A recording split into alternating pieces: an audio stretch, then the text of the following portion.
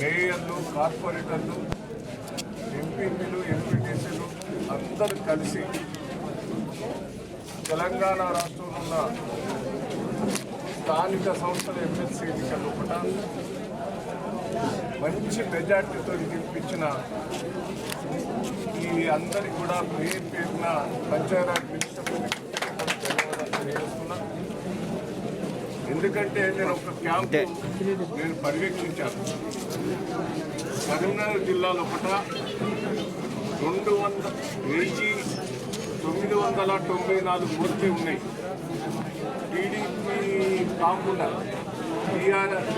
BJP కాకుండా అదే తిరిగా కాంగ్రెస్ పార్టీ కాకుండా వివిధ పార్టీలు కాకుండా ఓన్లీ టీఆర్ఎస్కు సంబంధించిన 994 ఓట్లు టీఆర్ఎస్ పార్టీ ఉంటే ఈరోజు ఆ బీజేపీ, కాంగ్రెస్ పార్టీ వివిధ పార్టీలు బలపరిచిన అభ్యర్థికి 350 ఓట్లు ఉంటే 230 ఓట్లు పడ్డాయి.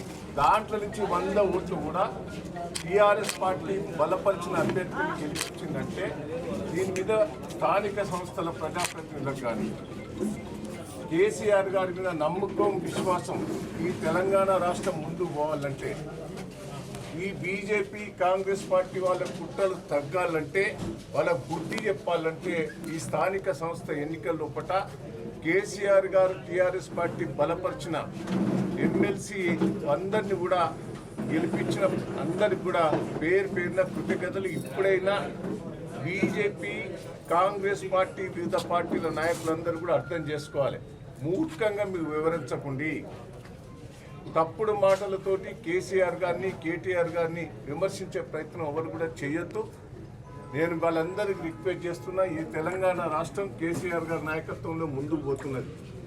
ఇవాళ మీరుగా చెప్పేది కేంద్రమే ప్రతి విషయంలో కూడా తెలంగాణ రాష్ట్రం నెంబర్ 1గా ఉంటున్నదని కేంద్రమే వివిధ స్థాయిలో పోడటం జరిగింది.